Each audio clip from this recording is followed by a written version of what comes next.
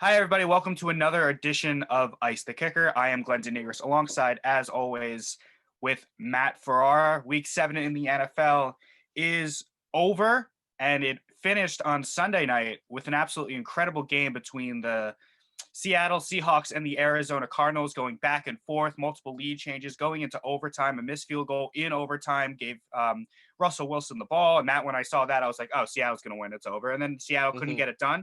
And then right down the field, Arizona went, and then the kicker redeemed himself and kicked a game-winning field goal. And now Arizona only a half game back of Seattle in first place for the NFC West. It's very coincidental that the game is right above your shoulder that we are just talking about. We did not plan that. So Seattle's 5-1, Arizona's 5-2. The Rams are 5-2 after winning Monday night against Chicago. And then San Francisco is 4-3 after beating the Patriots, just destroyed them 33-9, I believe the score was. And Cam Newton didn't look good. And we're going to get into that later. We also have a mailbag, a few questions from. And really the division as a whole, really the anti-NFC East. Every team is good. Every team can win the division, make the playoffs, and make noise into January and February. And with the expanded playoffs, it's conceivable that all four teams in the division can make the playoffs at the same time, which would obviously be unheard of with the expanded playoffs. So, Matt, thoughts on this game in particular, and thoughts on who your favorite team is in this division in terms of who do you think is the most dangerous? Yeah, I thought the game was just awesome. Like you said, lead changes back to back. We had missed field goals, and then you had Russell Wilson with the ball to win the game. And I'm like, all right, guaranteed over. Then he throws a pick to Isaiah Simmons. And I was just blown away that the Cardinals were able to kind of rally back and then contain Russell Wilson for the most part. Like, it was awesome on their end to do what they did. And then, yeah, you shut down an absolutely red hot Russell Wilson. I mean, you look at the whole division, like you have the Niners at 4-3 and they're fourth, and every team in that division is trending upwards. Even the Seahawks with their, again, they obviously lost, but every team in the division is smoking hot right now. So that is a scary, scary division to be facing if you're any other opposing team in the NFL. And as far as who my pick to win that division still is, I'm still going to go with the Seahawks. But as far as the Super Bowl is concerned, I don't know if the Seahawks defense is going to be able to do anything come the playoffs. It really gets me nervous. And I think Trent Dilfer was talking about this on one of the radio shows, saying how, listen, if you ask Russell Wilson to bail you out 10, 15, maybe 20 times, that's one thing. But they're asking him to bail the team out 35 times a game, something crazy. So I think it's going to be pretty interesting to see if Russell Wilson basically can carry this whole team on his back, because it is solely him. The defense has done him nothing. Yeah, you're absolutely right. And when you get into the playoffs, because I agree with you, I think Seattle's the best team in the division, and I think they're going to win a division. But there's going to be multiple teams in this division that make the playoffs, and you also have to go up against Aaron Rodgers, who's having like an absolutely resurgent year. Not even just him as a whole, but the entire team, the entire roster in general, is just having a great season. You have to go against Tom Brady, who seems to be really clicking now in Tampa Bay as we get into the mid part of the season. He's gotten over the hump of not having a training camp and learning a new playbook and a new roster and a new community in Tampa Bay. So he's starting to figure out. And obviously there's no one's going to scare you in the NFC East, but there's still a lot of teams that can scare you if you're a Seattle Seahawk.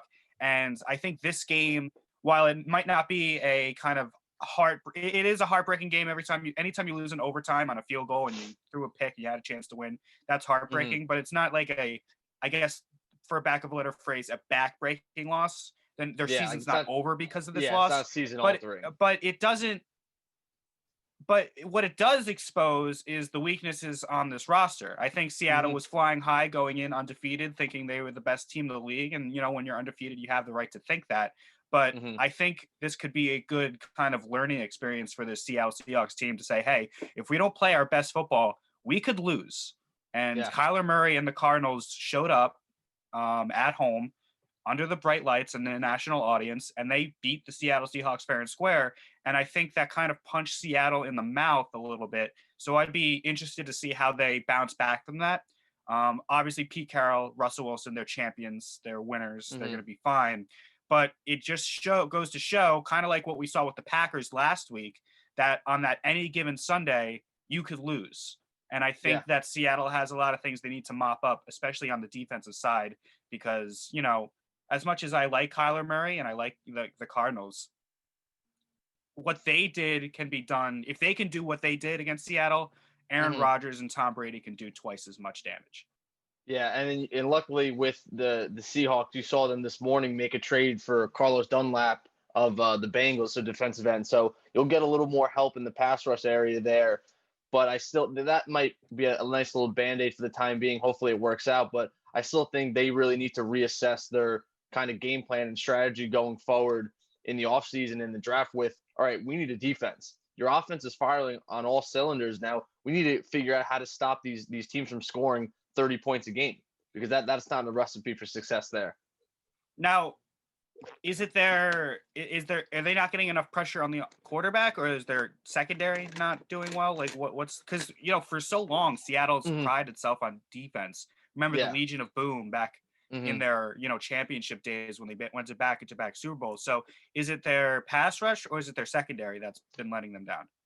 So obviously this might be maybe a cop out answer, but I think it's everything. So I think when you have a good secondary who can block guys at the point of attack there, and you kind of press up in their face, that good coverage allows for the quarterback to hold the ball a little longer, then the defense can get some sacks. But with that said, too, if there's no pressure on the quarterback, then obviously the defensive backs are going to get exposed, because you can't really hold on to a guy or cover a guy for 5, 6, 7 seconds. So I think they both kind of go hand in hand, and neither side of the ball or of the defense, we can say, is doing what they need to do. I still think a lot of it stems from the pass rush there. I mean, you look at the Patriots; they always seem to be pressuring quarterbacks and stuff like that, which allows their defense to always be good. Obviously not right now, but in years past. And then you look at when they had the Legion of Boom. Yeah, you still had Richard Sherman and Cam Chancellor. They were good coverage guys, but they just put pressure on quarterbacks. So if you can do that, that kind of allows the game to it eases it up for the defensive backs and can maybe cover up some of their faults that they may have in a coverage aspect.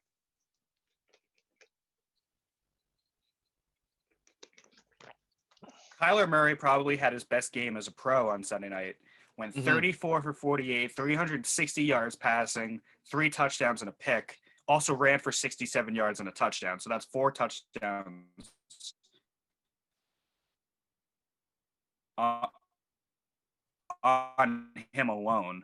DeAndre Mm-hmm. Hopkins, 10 receptions, 103 yards. Chase Edmonds, 7 receptions for 87. Just be able to spread it out so much tells me that, as you said, both you're not getting enough pressure, allowing Kyler to just dance around in the pocket. The secondary can't hold guys forever. Eventually someone's going to break loose. And that seemed to have happened, time and time again on Sunday night. So that's definitely something that you got to be worried about if you're Seattle. But at the same time, if you flip the coin, you got to give credit to Arizona. Oh, They're 100%. a very good team at 5-2. I don't think I don't think anyone really expected them to kind of make this step so quickly. Maybe people thought it'd be another year after this, but they're here to stay right now, and I think that's a vote of confidence to the organization and a vote of confidence to Kyler Murray. I mean, they made that quick hook on Josh Rosen, and they said, no, we're going to take this kid instead. And year 2, it's really worked out. Yeah, and even same thing with Cliff Kingsbury being a second-year head coach, and then it's just they have a good thing going right now. And I think, like you said, if you're a Cardinals fan, you're definitely excited with the direction of the team. Even if it doesn't happen this year and you don't dethrone the Seahawks, you're still trending in the right direction, and that's in a very competitive division too. So, tip of the cap to the Arizona Cardinals. Yeah, it's definitely good for them because you have Seattle, who's always there, right? Yeah. And then, the last 3 years, if it's not Seattle, Los Angeles was in the Super Bowl and San Francisco was in the Super Bowl last year. So if you're the organization of the Arizona Cardinals, you could have easily stepped back and say, you know what, let's full on tear this down and wait for those teams to come back to earth. And then we'll do it the long way. And then we'll come up as they're coming down. They said, no, we want to compete with these guys now. And that's exactly what they're doing. It's a hard division. It's the best division in football. Seattle has a championship pedigree, obviously. As I said, the Niners were in the Super Bowl last year. The Rams were in the Super Bowl 2-3 years ago. So all of these teams, you can make the case, can do something when they get to January because they have before. And another like statement game I feel that happened on Sunday was the Niners and the Patriots. And that could Mm-hmm. get us into that mailbag question when we move forward towards talking about the Patriots. But sticking with the 49ers for now, Jimmy G, 20 of 25, 277 yards, his return to New England. He had to have some sort of, extra motivation going into Yeah. Foxborough, seeing Bill Belichick, who orchestrated the trade. Maybe not Mm-hmm. him orchestrating the trade. I think the rumor is he wanted Jimmy to replace Tom Brady. Yeah. But, the organization traded Jimmy G away because they chose a quarterback 15 years older than him Mm-hmm. over him. And now one franchise is struggling with that decision and another one is prospering. They were in the Super Bowl last year and they're making a playoff push again this year. Mm-hmm. So it's to see these stats, and you look at the Patriots defense let up 467 yards. That is very un-Belichick-esque. And now we're going on back-to-back weeks where they're not doing good right now. And I think the Patriots are at a very weird point in that we're always trusting Belichick to kind of save his team and then whole kind of scheme up a good defense. Doesn't really need the best guys and stuff like that. But I think now we're really seeing that all the players that sat out for the Patriots defense because of COVID are really starting to hurt him. Because, I mean, to let up 197 rushing yards, I don't know off the top of my head, obviously, but when was the last time that's been done to the Patriots, where a team has literally just ran it down their throat? So, I mean, it's I think Patriots fans need to be kind of alarmed with what's going on. And then Niners fans, obviously, you had a terrible loss to the Dolphins, but since then, they've been red hot. So they completely just brushed that loss off, and they've just been really good ever since, and they're kind of just riding that wave right now. Yeah, I think what happened with the 49ers, remember, like early in the year, they had nobody. Everyone was hurt. Yeah. Remember they played the Giants, even though they destroyed the Giants, they had literally everybody you could possibly think of was not playing in that game. So it took them a while to get healthy again. And now that they are healthy, where they're really starting to look like that team from last year that made it to the Super Bowl and probably should have won the Super Bowl if, they didn't choke at the end and Mahomes didn't do what he did. So if you're a Patriots fan and you're watching that game and you know that Brady left and you know that the year before Garoppolo made it to the Super Bowl, you have to be really you'll never second guess because you have to be like aware and appreciative of what you had for 20 years with Tom Brady. But in terms of the now and the present, you have to be a little kind of upset that Garoppolo isn't playing for you. And instead you have a Cam Newton guy who looks completely washed. So watching that game, if you're a Patriots fan, you have to be really frustrated that you seemingly had the guy that was just going to slide in after Brady and be great. And this dynasty could have lasted another 10 years with him just taking over for it. Kind of like how Elway replaced, how'd it go? Young replaced Elway. Yeah. Kind of like how that just Montana. Steve Young replaced Montana. Yeah. Steve Young replaced Montana. I'm sorry, I got my quarterbacks confused. And it was just like a seamless transition, and the team never faltered after that. That could have been what happened in New England, and unfortunately, the Patriots were put in a position where they had to choose between one or the other, and they chose the older guy, and that's hurting them now because Brady's gone. Yeah, it's just a very weird situation because through the first 3-4 weeks, Patriots we're Super Bowl contenders. They figured it out. Cam Newton's getting the biggest extension of his lifetime, and now it's like, oh shit, we're 2-4. We're third in the AFC East, only above the worst team in the history of football, the New York Jets. And it's like I don't think they know really kind of what to do. It almost seems like you go down one more loss, you go to 2-5, 2-6 even. I mean, I'd have to say the season's probably over with who else is really good in the AFC. I don't think you're even getting that extra wild card spot with pending that there might be 3 teams from the AFC North with the Browns, Steelers, and Ravens. So they're at a very kind of weird point in their season right now. And part of me isn't necessarily surprised though, because take away Bill Belichick and you just look at the construction of the roster. Again, they didn't really have anything that crazy. And then you add in the COVID sit out, same thing. They lost a ton of guys. And I remember a lot of people early on were like, yeah, like we still trust in Belichick to kind of lead them to the playoffs and stuff. But when you look at their team, like they don't really look like a playoff team on paper. And now you clearly see they're not playing like a playoff team. So part of me isn't really too surprised that the Patriots are in somewhat of a rebuild kind of year. I mean, they traded away a few guys, or they lost a bunch of guys through free agency. They accumulated a lot of picks throughout the last year or two, and they also dumped a lot of salary. So going into 2021, that's a scary team right now to look at from a free agency and draft standpoint, because you're going to give Belichick probably 10 plus picks, and I think it's like 80 to 90 million dollars in cap space. So I'm encouraged to see how they do it. I don't think 2020 is going to be their year though. Yeah, you took the words right out of my mouth. At the end of the game, they had Belichick at the podium, and they asked him about Cam Newton. They're like, "Are you going to make a change at quarterback?" And he said, "No." He basically said, "No, Cam's our guy." Mm-hmm. And that, I feel like, was a smart thing to say, because even if you put in Stidham to try to like wake things up, how much better is this team going to get with Jared Stidham at Yeah. under center than Mm-hmm. Cam Newton? I don't think it's going to get better. No, I don't think So so either. you ride out Cam, you don't embarrass the guy, you don't embarrass him by, benching him and, ruin his, chances of getting a backup job somewhere next year. And you just ride it out this year and say, you wave the white flag, so to speak. I know that's hard for Patriots fans to accept because they're Mm-hmm. so used to winning, but it's top 10, top 15, maybe even top 5 if they completely bottom out, and you just Mm-hmm. rebuild it. And this is a chance for New England because, as you said, so many opt-outs, and they still have talent coming in next year with all the free agents in the draft class, to be a quick 1-year rebuild. And then you Mm-hmm. start again trying to build back up for the division, because as great as, Josh Allen has been, and the Bills have been this year, and as good as, things are looking for the Dolphins, they seem to finally have the quarterback. We'll see this week.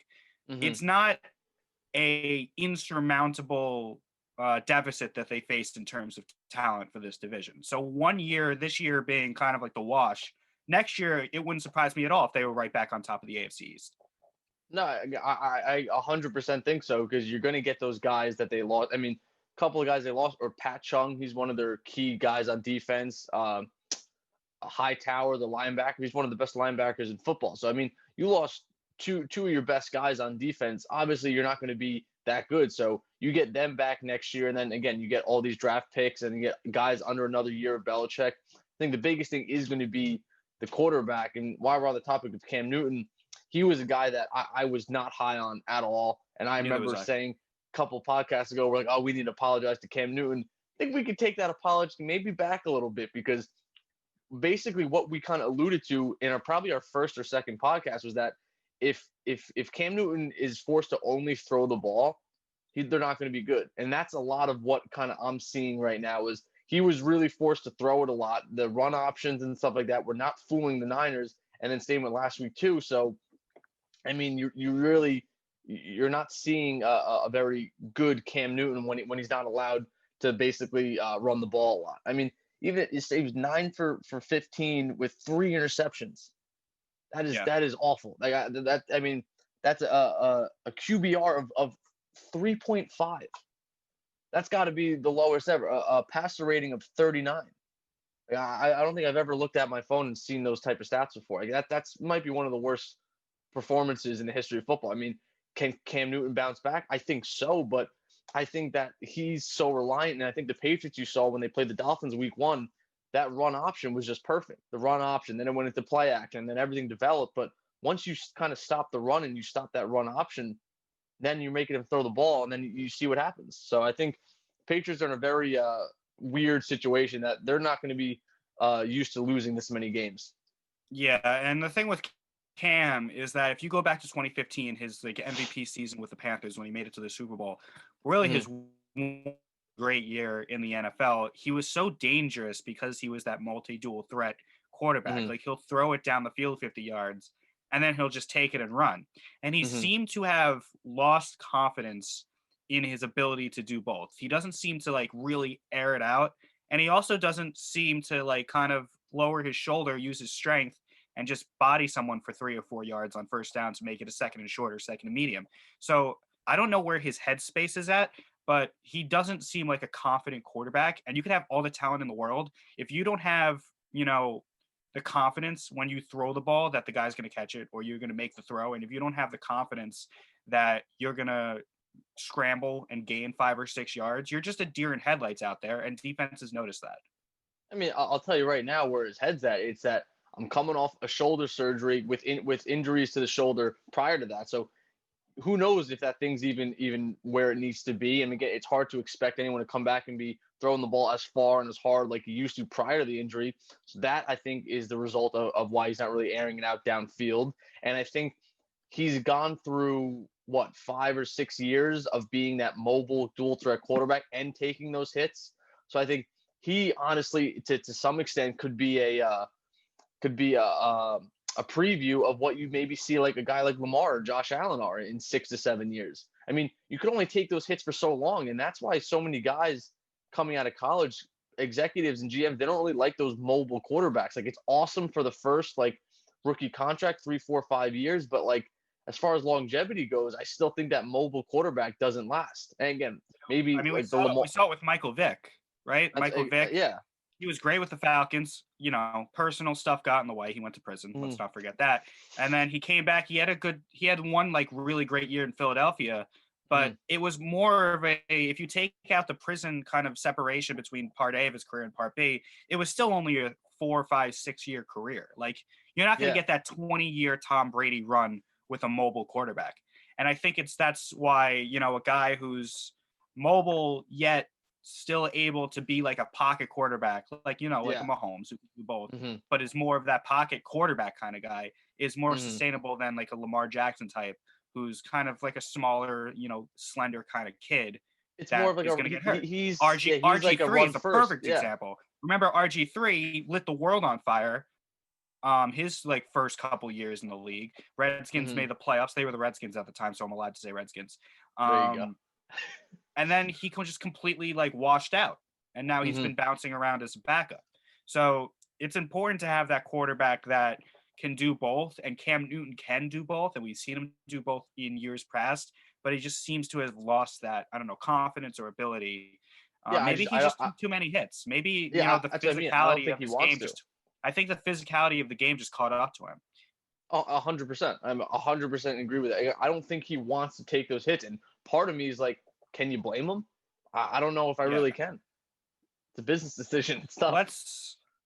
Let's move on to a completely different division, a completely different situation, and that is the Cleveland Browns and the Cincinnati Bengals. Every time the Browns and Bengals play each other, I think, oh, that game sucks. Like, it just has that kind of like a stigma where it's just going to be a boring game because, both teams are kind of like in the middle of nowhere and like they're never really that good.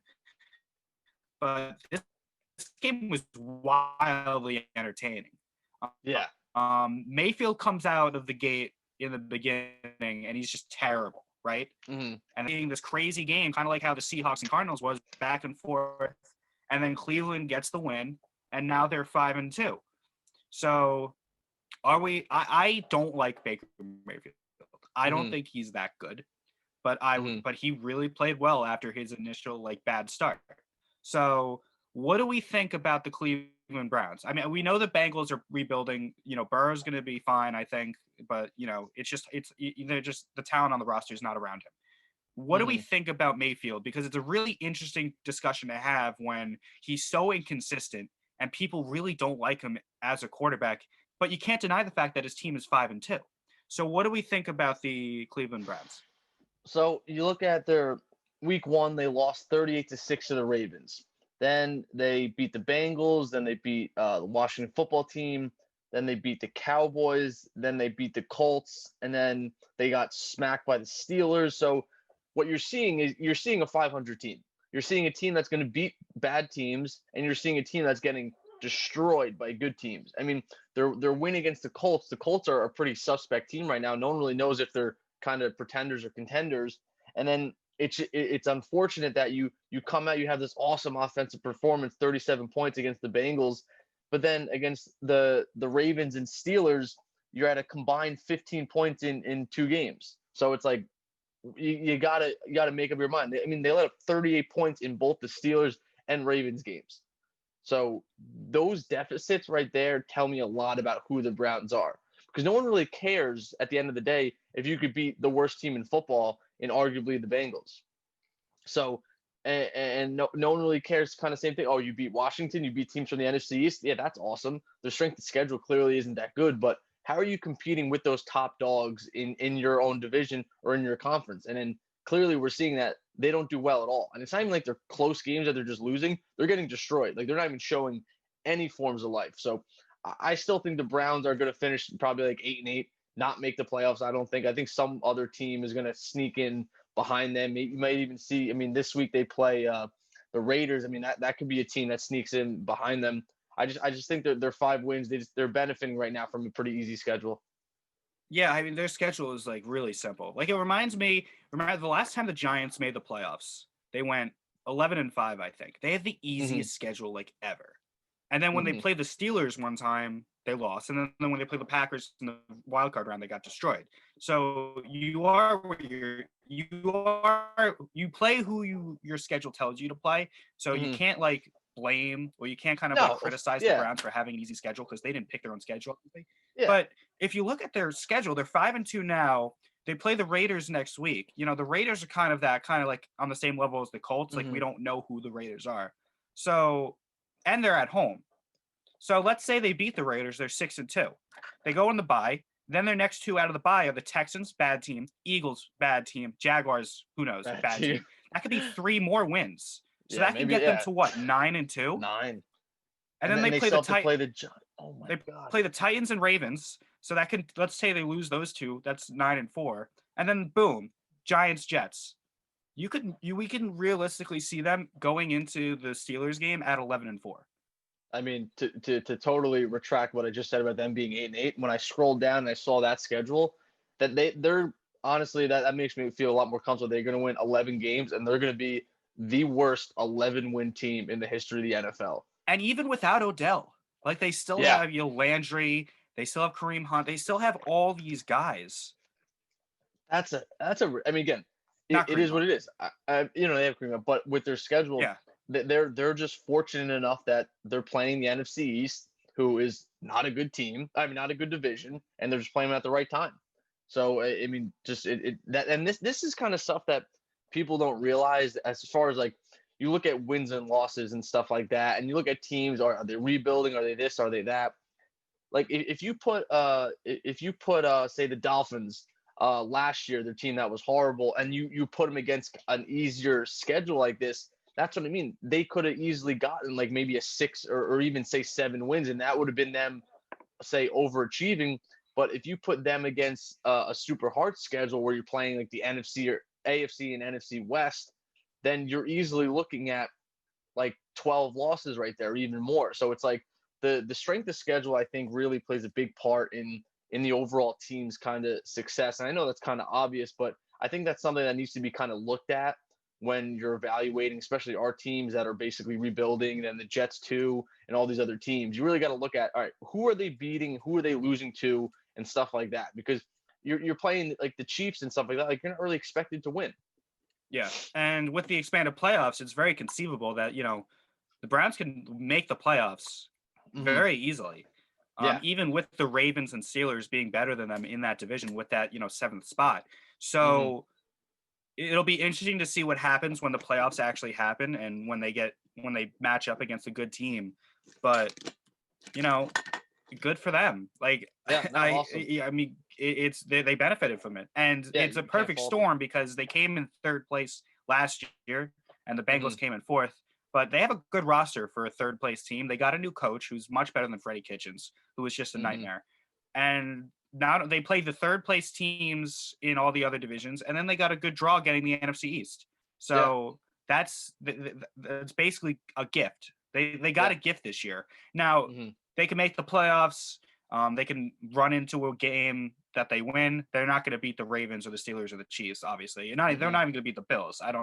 I think they'd probably be the worst team of the AFC to make the playoffs. I think the real test with Mayfield and this Browns organization is going to be next year when they have, I would assume, a tougher schedule. They're not going to get the NFC East again, and maybe they can sneak into the 2nd place and get a 2nd place schedule.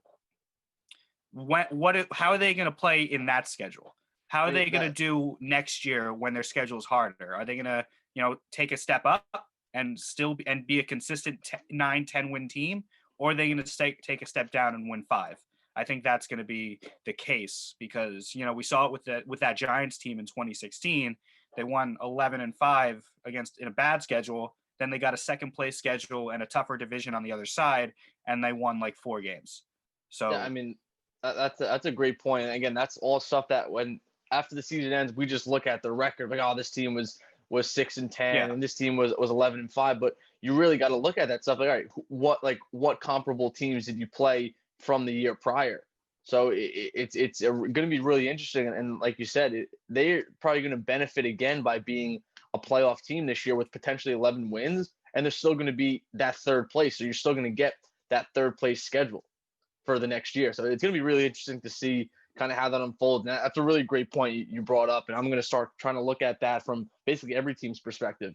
Yeah, I think what we fall into this trap of, I think me and you are more big baseball guys as well. Mm-hmm. And if the Yankees won 95 games one year, we look at 95 as like the baseline going into next year. Like, how are we going to get above 95? In football, if your team wins 9 games, we kind of feel like, okay, 9 is the baseline and they got to do better from 9.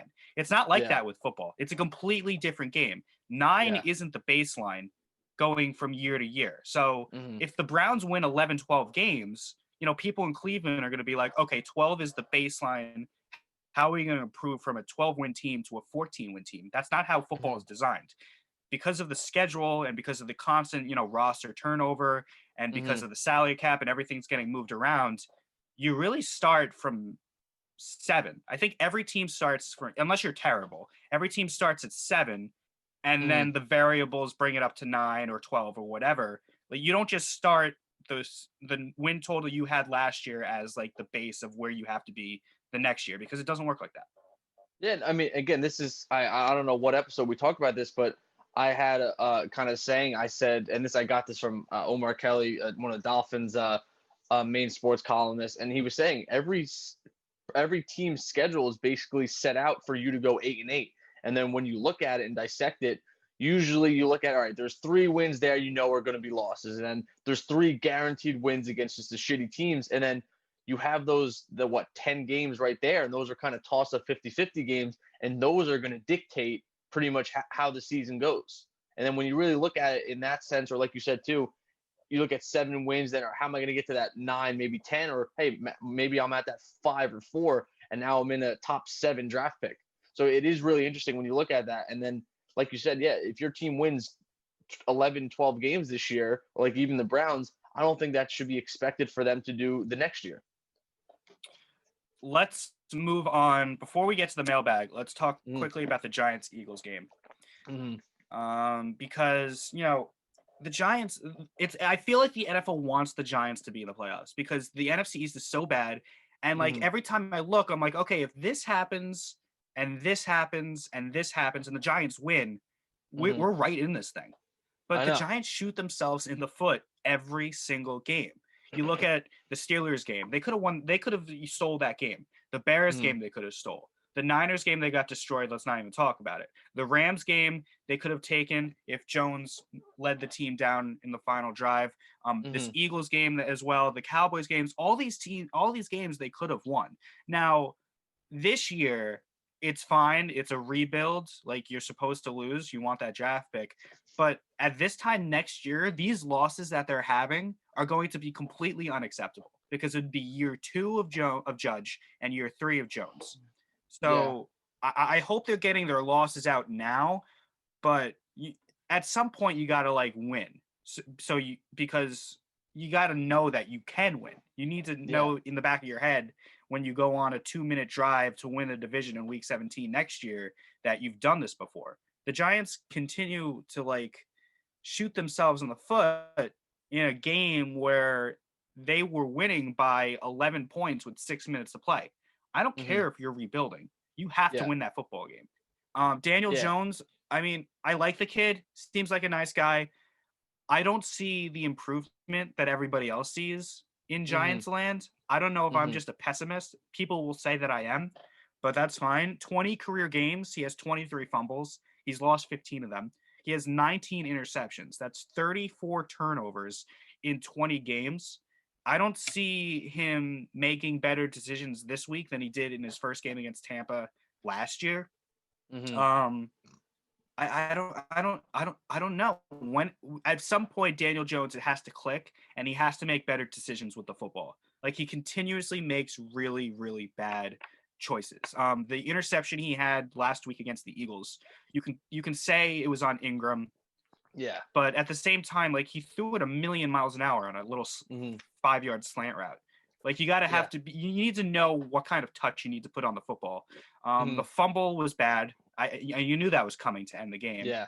But I got to give credit to credit was due. He threw a dime to Ingram, and Ingram just dropped it. Yeah. I don't know. It's just very frustrating with the Giants. And then on top of that, after the game, Golden Tate is tweeting about Call of Duty Yeah. to Darius Slay, like Mm-hmm. jokingly, after you lost a heartbreaking game that you were supposed to win that could have gotten you back in the division. And Mm-hmm. then you saw I guess TMZ or whatever it was of Jones and Barkley, Yeah. gallivanting around in the Philadelphia streets in the middle of a pandemic. Mm-hmm. It's very frustrating being a Giants fan, and it's very hard for me to see how this team hasn't adopted a culture of losing. Like people Mm-hmm. yell at me all the time. Like I'm in a group chat with a few friends, and they're Giants fans, and I Mm-hmm. said the Giants have a losing culture, and I got jumped for it. I'm like, no, how could you say that? I'm like, well, look at the stats. Like they've lost more Yeah. games than any other team since 2017. They do these stupid things after the game. They don't really seem to. I don't know. Done No. with the Giants. I don't Yeah. I don't know what No. to say about them anymore. It's a very weird thing. I'll touch on the stats first, and then I'll get into more of the off the field stuff. So, I mean, I've been kind of saying that their defense has been a bright spot, I think, for the most part so far this season. I mean, They, Bradbury's been great. yeah, I mean, they let up 346 yards. Or obviously, that's a decent amount. It's not awful. I mean, that's probably where they're at. I mean, it is what it is there. But you still, yeah, you got that interception, which was huge. But you had two fumbles lost for the Giants, and then you had the interception thrown by Daniel Jones. It's like you're not going to win games. You're turning the ball over three times like that. And like you said with the stats before, you're basically looking at two turnovers a game. So that's not going to win you games, and that's where the whole conversation of, oh well, maybe game managers are actually better than say these gunslinger kind of guys is because they're not going to turn the ball over. So he needs to, and the Giants need to put a priority on just the possession of the ball and then ball security in all phases of the game, not just Daniel Jones but everybody, because they're a team right now that cannot afford to give up even one possession. They just can't. I mean, a lot of their games have been pretty close coming down to the last drive. And I think with Daniel Jones, luckily, again, he's 1.5 years into his career. But throughout this season, not that you're going to say pull the plug on him, but you need to see improvement. Because at what point do you say, all right, like he's not learning from his mistakes basically and stuff like that. So this is a big second half of the year from him where he's going to go through this second half, and if he doesn't show improvement, year 3 might be his breaking point. Yeah. You might see a permanent benching of Daniel Jones come that year 3.5 there, or it would be two seasons and a half. He might not make it through year 3, and it is what it is. That's just kind of the life cycle of a quarterback, especially a rookie one. Is you have to give them that like 2 to 4 years and see what they're doing, and if they're not improving, like if it gets to a point where Daniel Jones is losing you games, you need to make a switch 100%. I think if he's the sole reason you're losing games, you have to make a switch. And I know the offensive line isn't that great and stuff like that, but the front office needs to do something about it, or I guess maybe get a quarterback who can handle a kind of crappier offensive line, or create some sort of system that's going to get the ball out quick where you can cover up the faults of the offensive line. It's frustrating as a Giants fan because I watched Daniel Jones throw all these interceptions and fumble all these balls. And then I watched the Chargers and Herbert, and I watched the Bills and Allen, and the Cardinals and Murray, and the Browns. I know the Browns and Mayfield. I know the roster is completely different. I know all those quarterbacks have a much better roster in terms of offensive line and receiving core and experienced head coaches. I get all that, but at some point, if you're the number 6th pick in the overall in the draft and you're a quarterback, and the same could be said about Sam Darnold on the other New York team.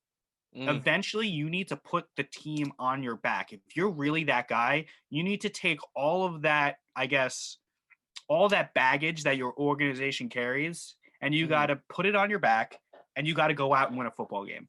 Like that's what your like number 1 overall pick or number 6 overall pick, face of the franchise quarterback needs to do. That's what Tua is going to have to do eventually with the Dolphins. Mm-hmm. Eventually, you just got to block out that noise, and in the fourth quarter of a game where you're tied or down by 3 or down by 7, you need to just go down the field and win the football game. And we haven't seen it from Jones this year at all. And he's had opportunities. The Washington game was given to him by Ron Rivera Oh yeah. for not going for 2.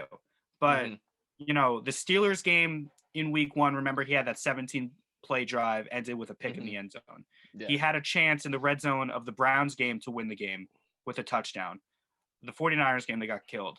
The Eagles game, they could have won if they just like played a better like 4-minute offense to just drain out the clock. The Cowboys game, same thing. You had a big lead, you got to just hold it. What the Rams game was same as the Bears game.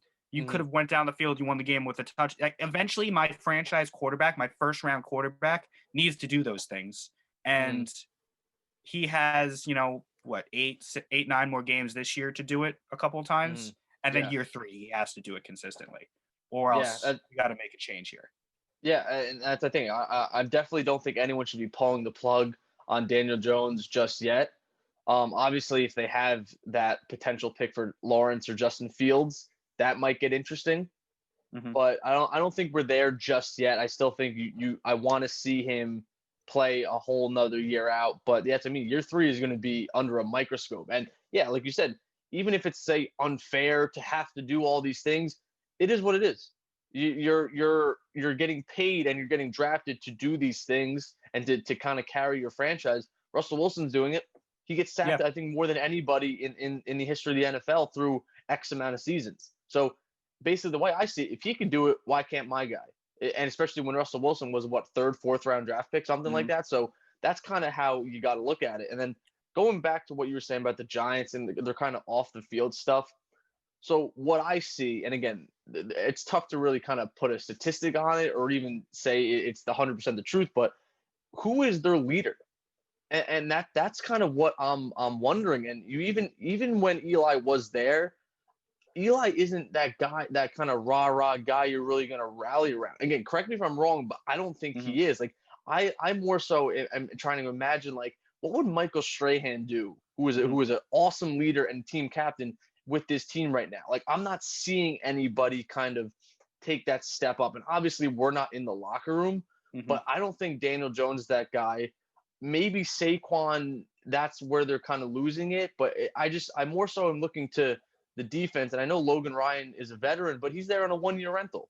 So it's like, I don't really see that centerpiece in the team kind of taking the next step and kind of putting everybody on focus. And it's obviously, it needs to come from Joe Judge, but I think he's been doing a fair job of kind of trying to keep everyone focused and stuff like that. And he's a very kind of hard-nosed, old school guy. But on the field, like who is their alpha male? That's what I want to know, because I don't. Yeah, I mean, Blake Martinez just got here, so it's hard for like a first-year Giant to like really step up and be that leader.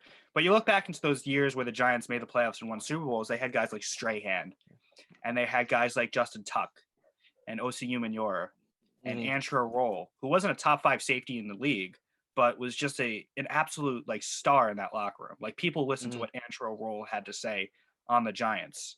They don't have those guys anymore. Literally, who is their alpha male that is going to be that dog that's just going to grind them through games and keep everyone in it? I don't think they have. I mean, it's a shame that a veteran on the offensive side like Golden Tate doesn't do that and instead is like fighting Jalen Ramsey and is tweeting at Jarius Slay after a loss about not reviving him in Call of Duty. That infuriates me. Like I know with the Ramsey incident, there's a thing with his sister and whatever. Yeah. I don't care because I don't. On the field, you have to like you have to be like a leader and you have to like set a good example for this very young team. The Call of Duty tweet was so stupid. I would have cut him immediately. Like I know the trade deadline's happening. I'm sure somebody needs. I'm sure the Packers need a wide receiver. No, So I just think ship Tate him might off. be moved. Just get rid of him. Just get rid of all the dead weight. I don't like what Golden Tate stands for on this team. I think he's just, getting a paycheck at the end of his career. I don't think he actually cares to be here.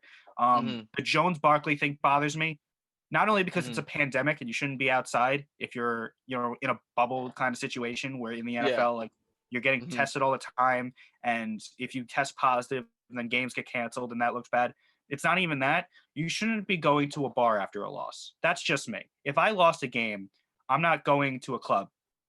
Not doing it. I'm going to be pissed about losing. I guess other people aren't like that. You're probably like that too. You wouldn't go out and party after a back-breaking loss, like a season-ending loss. It's just a bad look.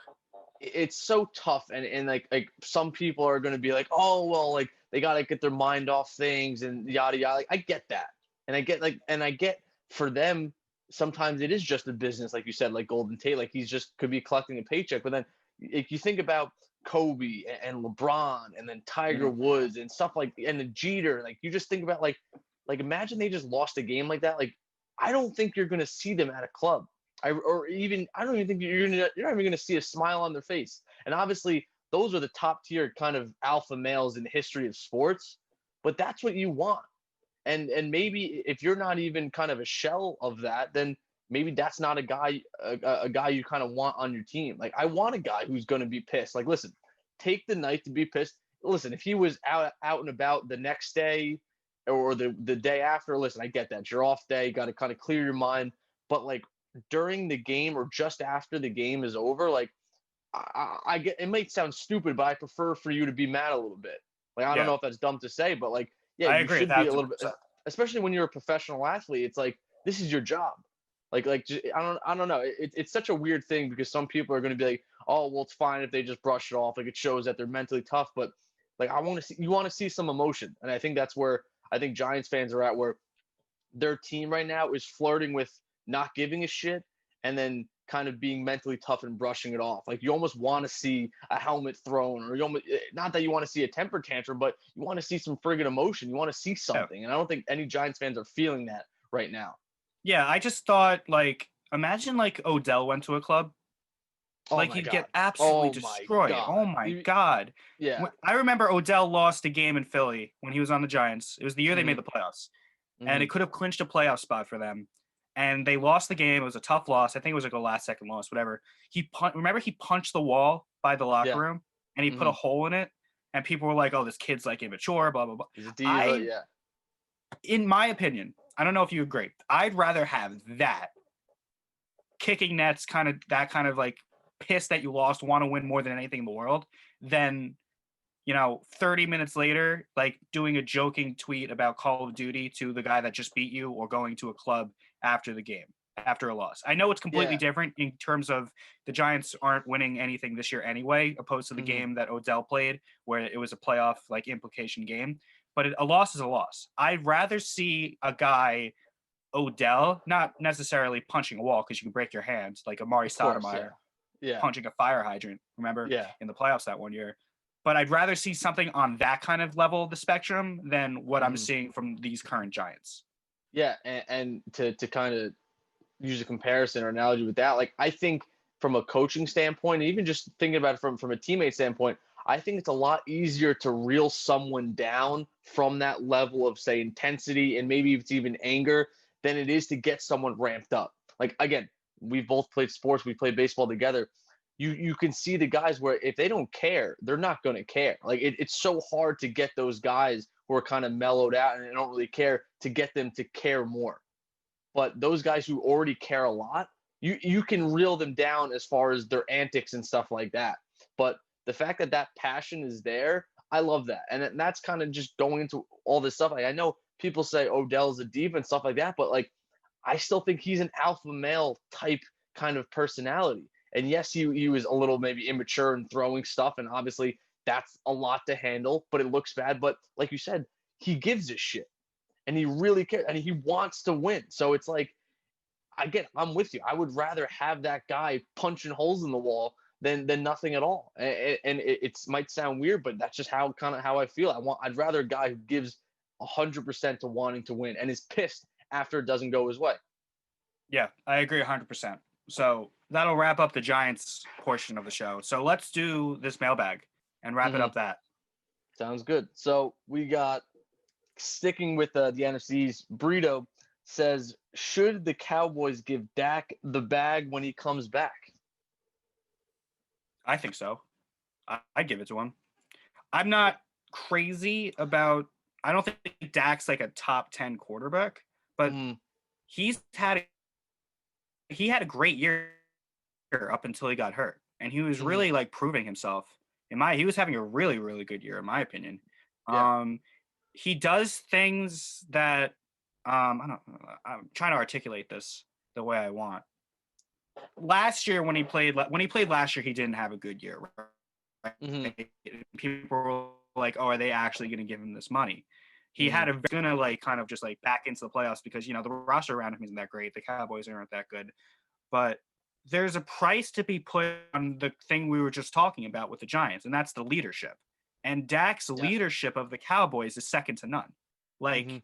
it's like just as good as what Tony Romo was, what Troy Aikman was.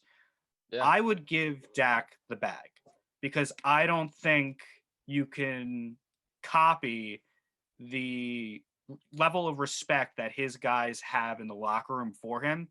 Even if he's not the most talented quarterback in the NFL, I think there's a price to be put on leadership, and I think there's a price to be put on the way people look at you when you walk into the clubhouse or the locker room. Like if people listen to what you have to say and people care what you have to say, and I feel like Mhm. Dak has that in the Dallas locker room, and I think there's a price to be put on that. So I would Mhm. give him the bag in terms of just being the face of the franchise and being the guy that everyone listens to. Like No, yeah, I'm there's been a lot worse quarterbacks in the history of the NFL than Dak Prescott that have won a Super Bowl, right? yeah. So if I'm Jared Jones, I'm gonna be like, yeah, I could tank this and get a Trevor Lawrence or a Justin Fields and try it that way. Mhm. But Dak has been like this entire organization for 4 years now. So I Mhm. personally would give him the bag in terms of just the way he's respected in that community in that locker room. No, I'm not even gonna. I agree with you 100%. I'm not even gonna touch upon it anymore. We'll go to the next question because that was perfect what you said. And I'm all with everything you said. I'm 100% with. All right, So, cool. sticking with kind of the NFC's McCarthy, Coach Poppy asked, "How good must Aaron Rodgers have been to make Mike McCarthy look competent for 13 years?" I'll take the lead first with this one.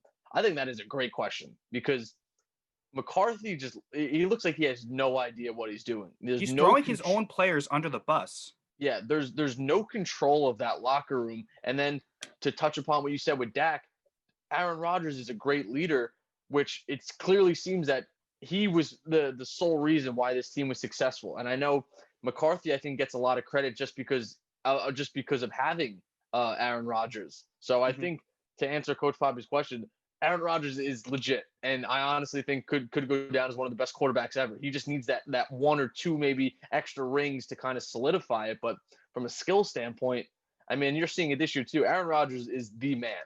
Like Yeah. he is the guy. Even at what 35, 36 years old, whatever he is, he's a guy I would want to lead my franchise for the next 4 years. I really wouldn't care about the age. He's that good. And obviously, I think McCarthy and then Jets fans might be happy because I know he was a guy that a lot of them wanted. Maybe not that you made the right move with Gase, but you didn't make the wrong move with not getting McCarthy. I don't understand what McCarthy's doing in Dallas. Like there was a situation where somebody got hit, or I don't. It's fuzzy in my memory, but somebody got hit, and like Dallas, Dalton, they yeah. didn't really. Yeah, Dalton got hit. Nobody really backed him up or kind of like pushed and shoved the other team around. And McCarthy basically said, "I can't believe we didn't do that." Blah blah blah. And then the players came back towards at him and Mm-hmm. threw shots at him through the media. It's a mess over there. Mm-hmm. And that it kind of just brings into perspective both the conversations we both just had. If Dak was there and present, that wouldn't have slid. And if Aaron Rodgers were there, that wouldn't have slid. Like I Yeah. feel like McCarthy doesn't have control of that locker room at all. I think the No, second 100%. Dak went down, I guess the to use like a kind of like an expression, like the cages of the zoo just open and all these animals are just running free. Like Yeah. McCarthy has no idea like how to, bring back that locker room towards him now that, their season's in a tailspin. And now Yeah, no, I'm with you. that's really what the most important thing of a head coach is. We Yeah. talk all the time about, play call. We complain about coaches' play call, and we complain about like if they challenged or not. We complain about their time management. But really, the most important thing of a head coach, or really any head coach in basketball or a manager in baseball or in hockey, how do you control that locker room, and how do you have every single guy on your roster on the same page and happy? We saw it Yeah. yesterday in baseball with Kevin Cash and that decision that he made.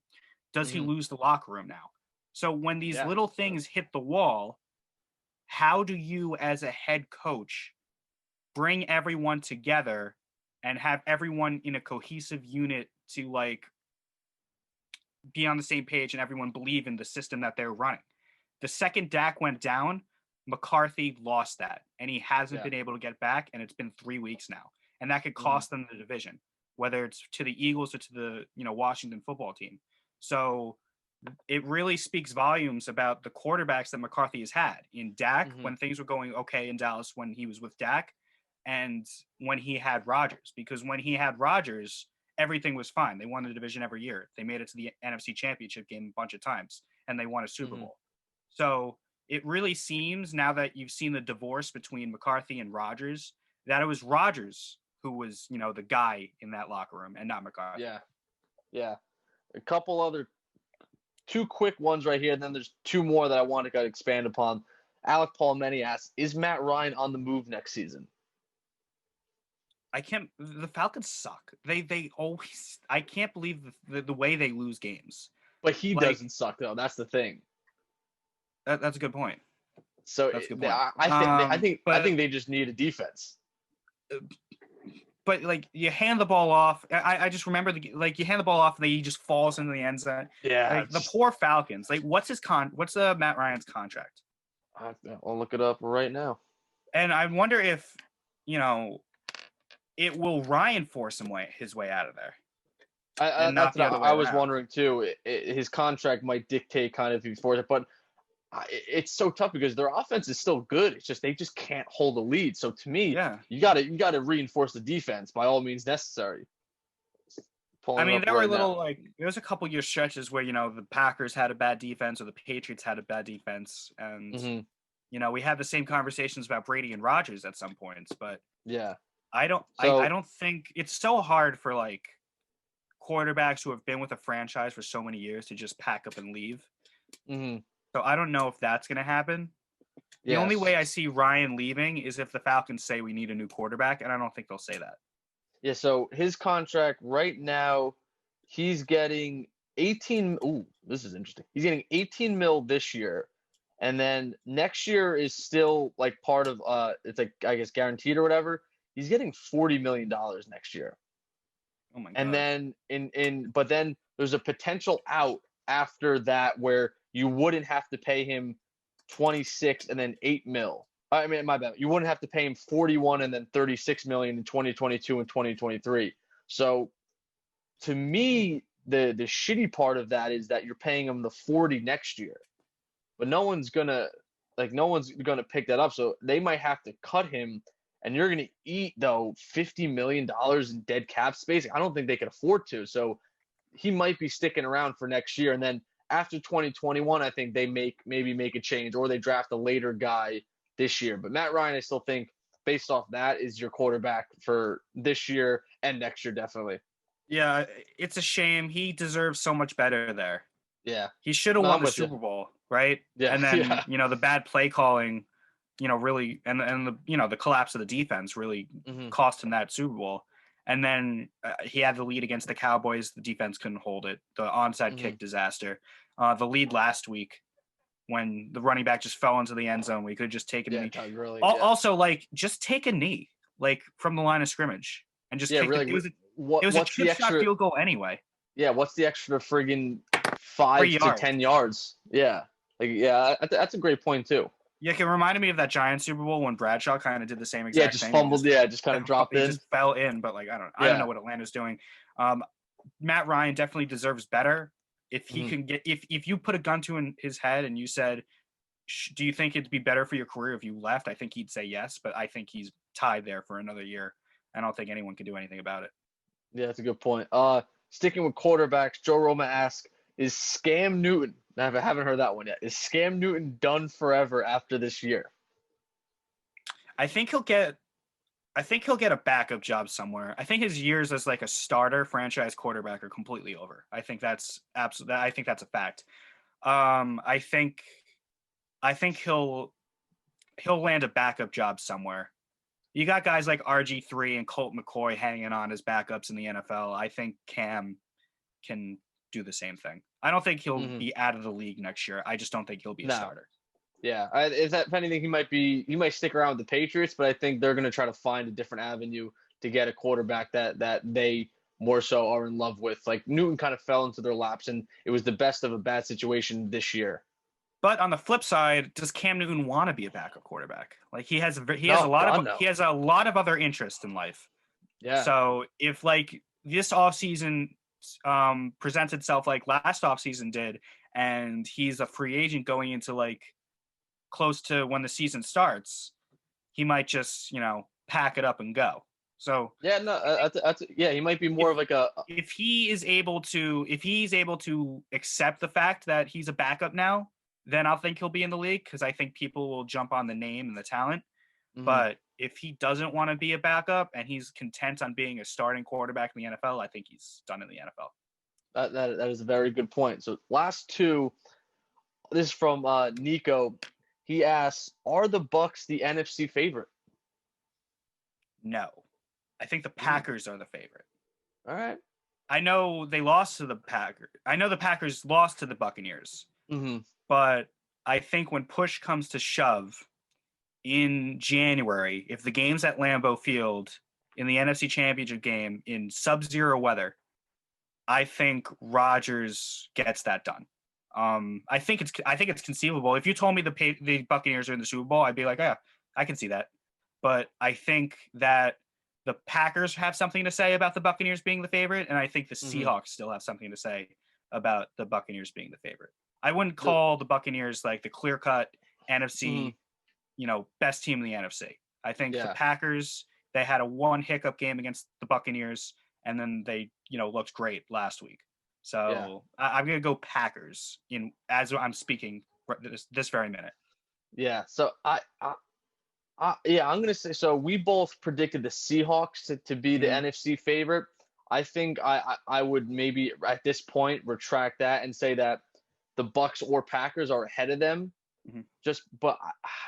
The thing I like about the Bucs that the Seahawks or Packers don't have is a good defense. So that to me, it could be the difference there. Like, what you're going to get in Tom Brady, especially when the playoffs roll around. Like, he might not be as flashy as Aaron Rodgers or Russell Wilson, but if you need a 2-minute drill, like Brady could get that done. Brady might not put up 38 points in a game and 7 touchdowns, but I don't know. I mean, Brady might be the hottest quarterback in the NFL right now. I mean, you talked about before, he's got 18, 19 touchdowns in total we're through 6 or 7 games, whatever it is. I don't know if they had a bye yet. So, I mean, he's on pace for a friggin' 40 touchdown season. Yeah. Those are MVP numbers. And again, that defense is coming alive a little bit. So, I think it's scary for the rest of the NFL that Gronk seems to be getting comfortable in Tampa. I think that's really scary for the rest of the NFL. I think what's going to make the difference, and it's going to come up soon, is what are the Packers going to do at the trade deadline? Do they get that, big time like receiver? Because they really have Devontae Adams and who else for Aaron Rodgers? Yeah, it's kind of it. Yeah. So if they can get another weapon for Aaron Rodgers, I think that will kind of like solidify the Packers as the NFC favorite. But you concede it being a toss-up between the Buccaneers and the Packers at this moment. I still might lean towards the Packers, but I definitely think the Bucs are so close to being that NFC kind of champion right there. So last question comes from Eddie. He said, predict your top 5 mock draft. So I'm just going to base this off of right now as it stands with who the top 5 teams are to get draft picks. It would be the Jets at number 1, the Giants at number 2, Jacksonville number 3, Atlanta at number 4, and then the Dolphins via Houston at number 5. So the Jets, and we've talked about this just about every podcast, Jets are going Trevor Lawrence. Not a doubt in my Absolutely. mind. Then the Giants, I think, have an interesting one where a guy like Penei Sewell from Oregon, offensive tackle, I think that would be smart. However, I wouldn't necessarily hate if they went Micah Parsons, who's kind of that alpha male type middle linebacker that almost has shades of Lawrence Taylor. So that would be, I think, again, even though they have Blake Martinez, it still doesn't hurt to get another one. Like we talked Yeah. about of investing versus addressing. Why not? Why not maybe go after a Micah Parsons or a guy like a linebacker? I think the Giants are going to go line the first overall pick. If it's not, if you know, if a miracle doesn't happen, and if a miracle does happen, and the Jets win a couple games and the Giants lose out, and the Giants get the first overall pick, I think they should take Trevor Lawrence. I think any franchise would be stupid not to do that if they had the opportunity to take him. With that said, if they're in the 2 or 3 spot, I think they're going to go line, either offensive or defensive line, because they don't get a lot of pressure on the quarterback at all. Here's the thing. Thomas, who they picked in the first round last year, is not doing well. Now, I don't want to jump on him because it's hard for a rookie offensive lineman to make an instant impact in the NFL. Especially at left tackle, too. But the stats are the stats, and what he's given up is what he's given up in terms of, pressure on Daniel Jones. Yeah. So it's unfortunate that the Giants are going to have to double down on taking offensive linemen 2 years in a row. But, that could also be a good thing if Andrew Thomas has a bounce back year and ends up having a nice career. And then they take Sewell out of Oregon. All of a sudden you have a wall at offensive line, and Jones actually has time to showcase what he can do. So I think what the Giants have been bad at for the last decade plus, since the guys like O'Hara and Snee and McKenzie and all those guys left, has been their offensive line. Their offensive line's been a terrible for 6-7 years now. Yeah. I think it's finally time to commit to building the best offensive line you possibly can. And then if they're not going to do that, I think you build it on the other side, on the defensive line. I think the best teams are built through the trenches. And if you have dominant lines on both sides of the football, you're going to be a good team. So I think the Giants are going to go offensive line. Again, that would, I think, make more sense. Again, might not sell tickets, might not put asses in the seats, but I think that would be the best thing. So then 3, Jacksonville. But to go on top of what you just said about not filling seats and not selling jerseys, they've been doing that and they've been losing. They've taken Jones and Barker and Ingram, and they've taken who else have they taken? Odell, who's not here anymore. They've taken all these flashy guys in the first round, and what has that gotten me? That's gotten me nothing. That's gotten me one playoff appearance, one playoff game in the last 9 years. And in that playoff game, they got absolutely destroyed because their flashy receivers that they picked in the first round dropped 2 balls in the end zone. So it's not fun. And, the kind of fans, the casual fans that want these sexy names at wide receiver positions are going to be upset that they're not taking, the top wide receiver in the draft. But if you want to win, you got to do the ugly stuff first. That's for anyone. Yeah. So I'm good with the offensive lineman. So then you look at Jaguars. I think we can both agree they'll go Justin Fields. They'll take their quarterback. Yeah, I don't think I'm sad because I like Minshew and I like the story, but it's not working out. Yeah, which again, and then the Falcons are an interesting one because they can go a number of different routes. They can go Trey Lance, quarterback out of North Dakota State, or you can go kind of build up that defense, and you go a guy like I said, Micah Parsons before, if he's not drafted by the Giants, or even a guy like Gregory Rousseau, who's an edge guy out of Miami. So I think the Giants and Falcons are kind of in similar situations where they both need that defensive help, but I think the Giants obviously they're tending more to they need to build that brick wall, whereas the Falcons offense doesn't really have any issues right now. So I think they definitely leaning more towards the guy on defense is going to make more sense for them. Yeah, Matt Ryan's doing fine. The problem is they can't hold leads. So if you get that guy on the line who can rush the passer, or be that guy that knows the guy in the middle of the line that's just going to stuff the run and not let any running back get through the line of scrimmage, I think that'll help the Falcons win a lot more football games because when it comes down to the last 2 minutes of the game and the Falcons need a stop, I have no faith that that defense is going to get that stop. And I think that starts at the line. You got to get pressure on the quarterback. I remember the Prescott comeback with the Cowboys in week 2. Dak had like an hour in the pocket to make a decision. I know. So got to get an edge rusher if I'm Atlanta. And then last but not least, my Miami Dolphins via the Laramie Tunsil trade from last year from the Texans. So they can go kind of a number of different route here. They can go. I think I would like Micah Parsons here because they have a bunch of their linebackers right now are on 1-year deals. Like a couple of them are. Like obviously you have Van Noy, who's more of that kind of outside linebacker, almost that like 3-4 edge guy. So I think Micah Parsons is a good staple right in the middle of that defense, and obviously Flores is a defensive guy. However, contrary to what we've been saying about putting asses in the seats, I would not hate one bit getting a Jamar Chase out of LSU wide receiver or Jalen Waddle, Alabama wide receiver, because they invested a lot in their offensive line. So I don't think they're not going to go offensive line with that first pick for them at number 5.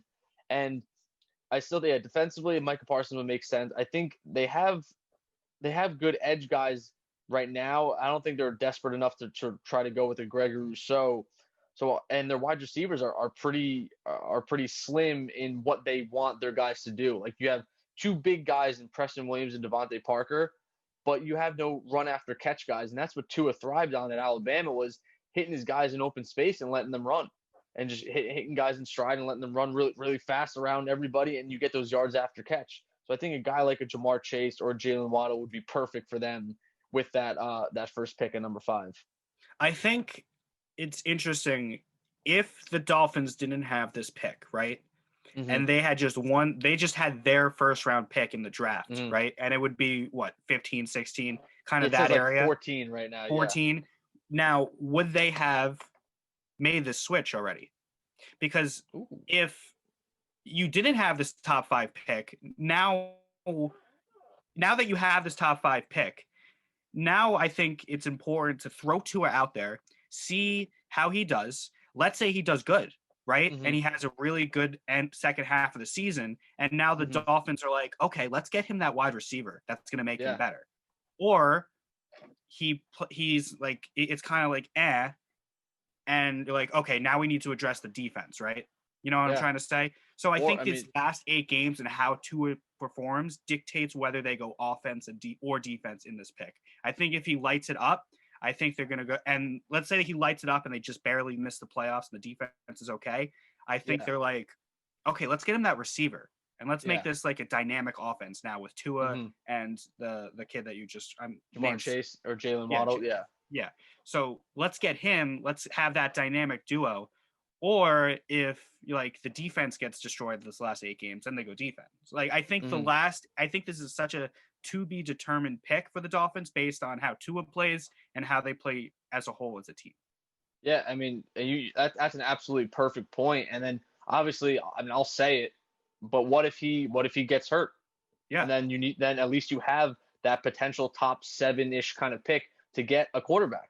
Again, you have to kind of be prepared for all options here. Like it would break my heart if it happened, but at least now you know that, hey, he got hurt or whatever, then you need to get another quarterback because Fitzpatrick isn't coming back next year. So definitely all things that need to be considered. And you make a great point there. Like, hey, listen, if you're like that one dynamic offensive weapon away from maybe being a legit division winner, you get that guy. If your defense is still kind of blowing you games like it is with the Falcons, then you go get that middle linebacker and like a Micah Parsons. But I think that's a great point, saying how the Texans kind of how their season's going, how bad it's going for them is almost dictating what the Dolphins do because they see where that draft pick can kind of end up. Yeah, and like let's say they have these 2 picks and they get the 4th overall pick with the Texans, right? But they kept Fitzpatrick the entire time. Yeah. Right? Now you have that 4th pick. Let's say you take the wide receiver, but you don't know what Tua is yet. Yeah. So why would you take the wide receiver if you don't know if Tua's the guy yet? You don't know how he's played in the NFL. So now that he's going to have this 9-game stretch, you're going to see whether or not it's worth, at least in this draft, getting that receiver. So I think that's a big reason why the Dolphins made this decision to kind of decide whether or not offensive weapons, they're ready as an organization to surround Tua with offensive weapons. I think they're trying to kind of speed up or fast forward this rebuild process by this 8 games. And we talked about this last week with Tua, kind of maybe sacrificing the playoffs this year to see if they can become this juggernaut team with that big wide receiver next year. And I think that's why they want to see what Tua can do now. I'm 100% with you. So that's just about it. Do we have any more questions, or is that it? No, that's everything. All right. So Tua time on Sunday. How excited on a scale of 1 to 10 are we? So again, obviously you're nervous for him because I've invested so much, whether it be money in his cards or it be just. Do you feel like his parent, as a how nervous? Oh my God. I again, when he got told that he was going to be the starter, I had probably 30 text messages from all our friends and stuff like that. Like, you would have thought that Tua was my child, or that I was Tua himself. Like, people realize how invested me and my brothers and my family are in him. And again, like, this is my grave. I have been banging the table on Tua forever. So if he sucks or if he gets hurt, I'm gonna be wearing that for probably the rest of my life. But if he does well. If he does well, all my friends better damn well know that I am coming for them, and they will not hear the end of it. And God bless them if the Dolphins somehow, within the next few years, whatever, win a Super Bowl and Tua's at the quarterback position, they probably won't be friends with me anymore. That's how much. No, I'm afraid of what you might do. You'll fly down to Miami and you'll just jump into the pile. But we'll get there. They play the Rams.